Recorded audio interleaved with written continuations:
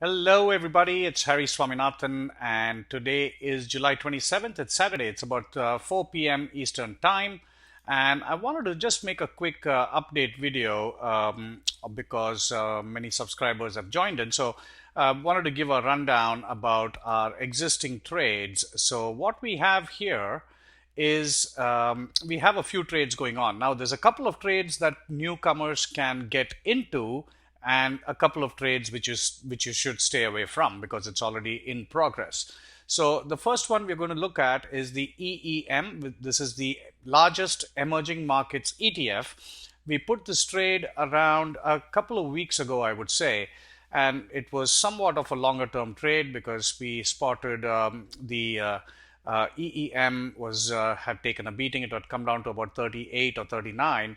And you can see we have a little profit there, but this profit was actually about $1,500 a week ago, and then it's come down. But however, as you can see, this is the December series, and we have 146 days to expiry. So we have a lot of time on this trade.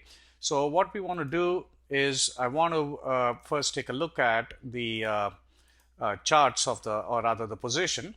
So it's a bull call spread.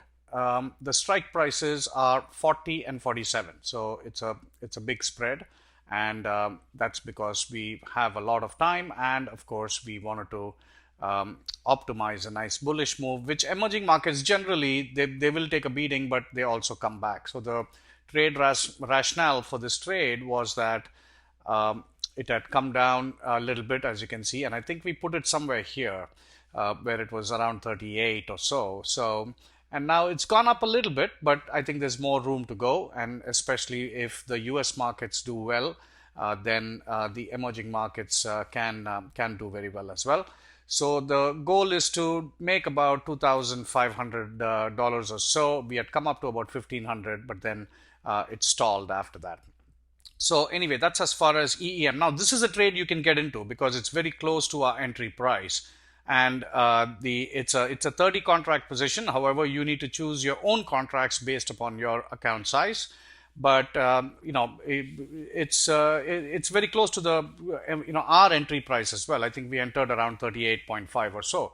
So this trade rationale is still valid, and you can get into this trade if you want. Now, the Facebook was an earnings trade. Now, this is not a trade you want to get into now. As you can see, this started out about 2 days ago or 3 days ago, just the day before Facebook released its earnings. And what we did was we knew there was a big move coming up, so we did a strangle. So you'll see, you don't see the 26 put here because that expired pretty much worthless, and we closed it out. But the 27 call, Facebook was between 26 and 27. So we did a 26 put and a 27 call, strangle, long strangle. And we gave it enough time. We had 83 days to expiry on both of them. So Facebook made a huge move, went up to 34. So as you can see, the calls are up by almost $6,000. We lost about 1,400 on the puts. We closed it. But net, we are still up about $6,000 on this position. Now, to protect this profit, what we did was we came into the September series and we sold the 37 call. And you can see even that has a little bit of profit. So basically what the trade, what the rationale is for the rest of this trade is that if Facebook, which I believe still has some upside, if it can move up closer to the 37 mark, we do have a positive delta. So even though the short call might hurt, overall the position will be profitable, and as it comes to close to 36, 37, perhaps we can close out we can let the 37 expire if Facebook doesn't get there, and still continue to milk the upside on Facebook, because now that it has come out with a really good report, I think there is upside for Facebook at least until the next earnings period. All right, so now we have the FedEx. Now this is something I got into 2 days ago. And so you definitely have an opportunity to get back into it. Let's go take a look at FedEx chart. This is a bull put, and let me bring it here. There we go. So this is a bull put, and FedEx is right now at 104. Our short strike is at 95. Our long is at 90.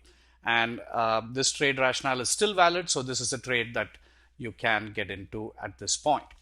Let's go to the next one, which is Google. And Google is an interesting, very interesting trade. So Google, we actually started out with a bull call.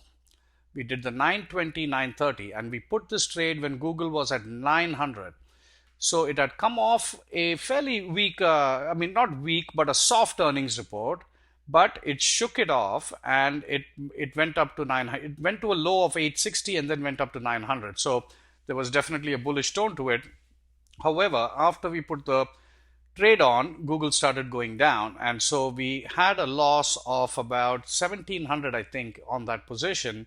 And so we wanted to protect Google from any further damage. So what we did, we added this bear call at 950, 960, and we doubled up on that, because now this bear call, if it expires worthless, if Google never comes near 950, 960, this entire bear call will expire worthless. But let's go take a look at the Google graph. And what you can see is a figure like this. So by putting the bear calls, we arrested any further downward move on Google. So now we don't care if Google continues to go down, our max loss is capped. However, I'm still of the opinion that Google will try to move towards 920, and at that point we'll see what we need to do. But right now, this is where this trade stands. Now, this is not a trade that you want to get into. It's too late. It's well in progress, obviously, as you can see. So this is not a trade you want to get into. Besides, this trade is going to go through another adjustment. If Google doesn't come near 920, we'll have to do something at least to come to break even on this trade. So anyway, so this is a trade in progress, and you don't want to get into this trade. The next one is Priceline, and it's kind of similar. We converted this into a reverse butterfly, and again, this trade is well in progress. You don't want to do it.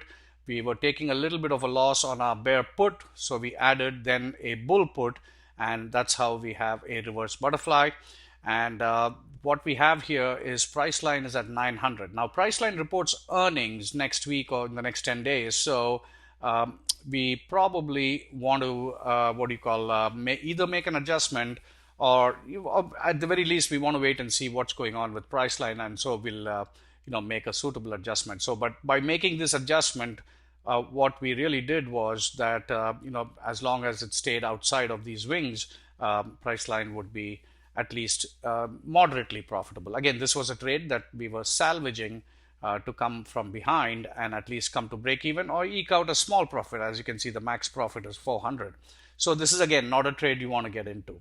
So those are the trades, and I want to welcome again all the new subscribers, and we'll keep you posted on any additional trades. But the two trades that you can get into if you want is the EEM and the FedEx trade. All right, speak to you soon, everybody. Bye-bye.